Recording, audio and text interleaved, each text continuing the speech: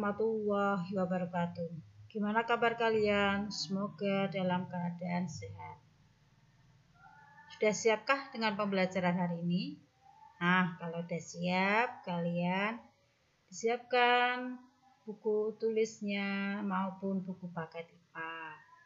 Nanti kalian materi ini ditulis di buku kalian.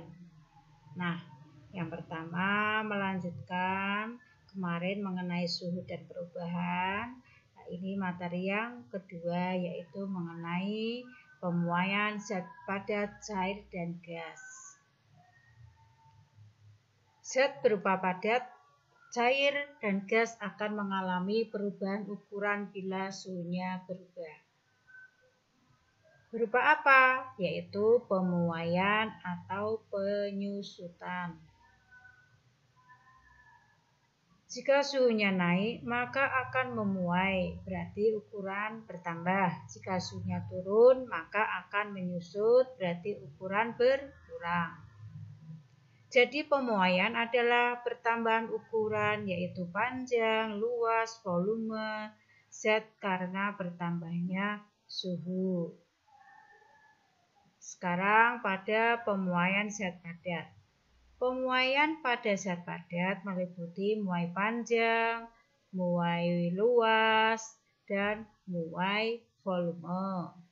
Nah, yang pertama yaitu pada muai panjang. Terjadi pada zat yang memiliki luas penampang kecil.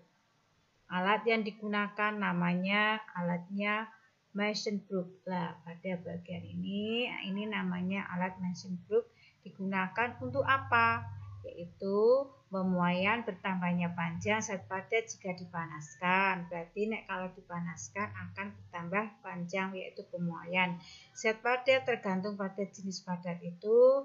Kemudian yang ketiga, pemuaian zat padat sebanding dengan kenaikan pada suhu. Selisih panjang sama dengan panjang muai. Nah, di sini pada bagian pertama ini muai panjang besi mula-mula, berarti belum adanya penambahan ini karena belum dipanaskan, masih mula-mula. Kemudian panjang besi setelah dipanaskan, ini akan bertambah dari ukuran ini menjadi seperti ini. Besarnya muai panjang suatu benda tergantung tadi pada apa? Panjang mula-mula, kemudian kenaikan suhu, dan jenis bahan.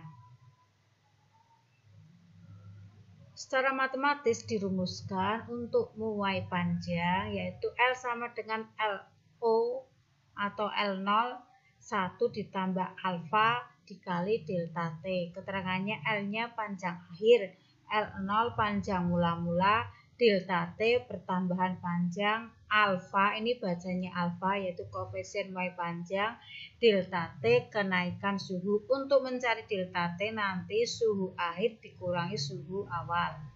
Rumus pada atau tabel ke jenis logam koefisien muai panjang, misalkan aluminium yaitu 0,000025 dan lain sebagainya. Nanti kalian dibaca sendiri pada bagian tabel koefisien muai panjang. Ini sudah tetap nilainya.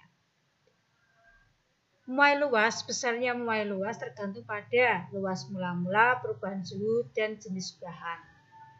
Rumus muai luas yang pertama, A sama dengan A0 1 ditambah beta dikali delta T. A luas akhir, A0 luas mula-mula, ini namanya beta, koefisien muai luas zat delta T kenaikan suhu.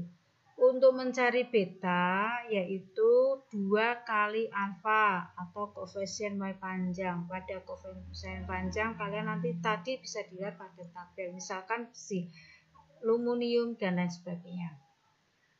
Ketiga yaitu muai volume. Muai volume yaitu muai ruang pada zat padat merupakan muai ketiga arah panjang, sehingga koefisien muai volume dirumuskan seperti V sama dengan V0 1 ditambah gamma dikali delta T. V volume akhir, V0 volume mula-mula, delta V pertambahan volume, gamma koefisien muai volume, delta T kenaikan suhu. Untuk mencari pada gambarnya dulu ini sama dengan 3 dikalikan alfa. Kalau yang luas 2 kali alfa. Kalau koefisien muai panjang tetap 1.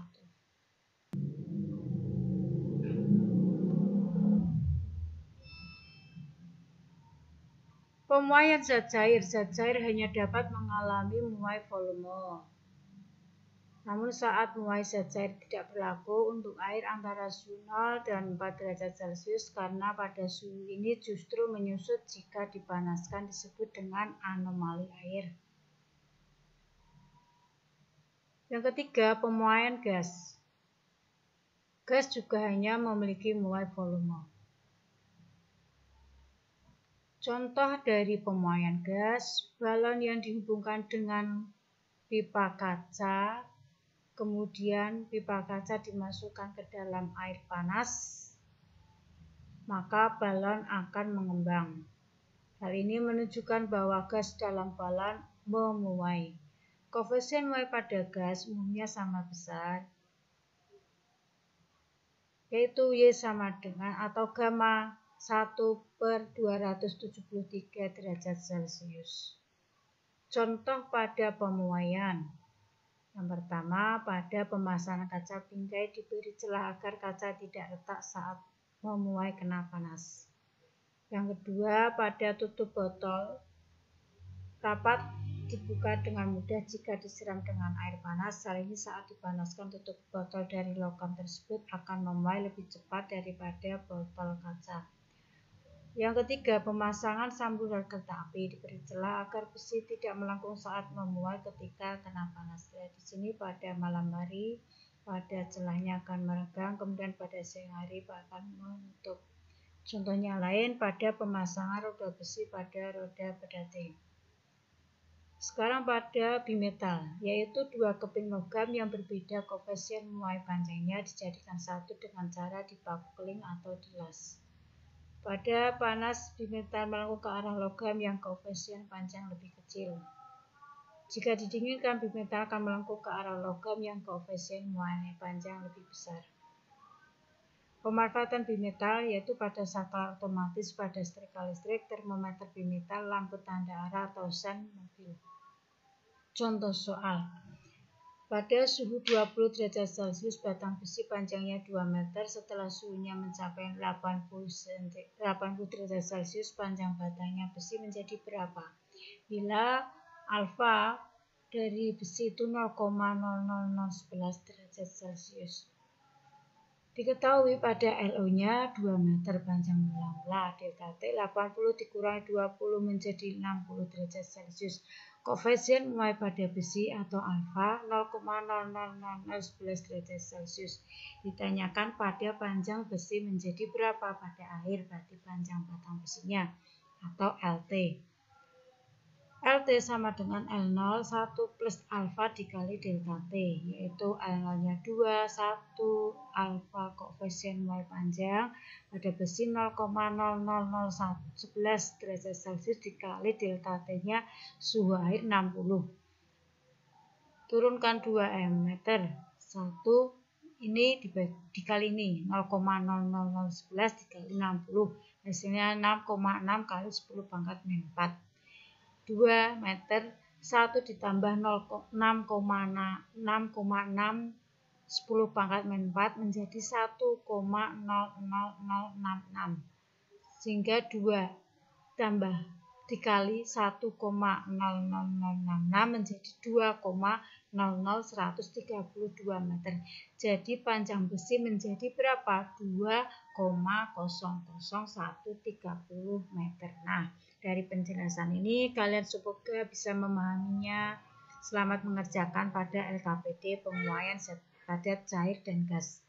Wassalamualaikum warahmatullahi wabarakatuh.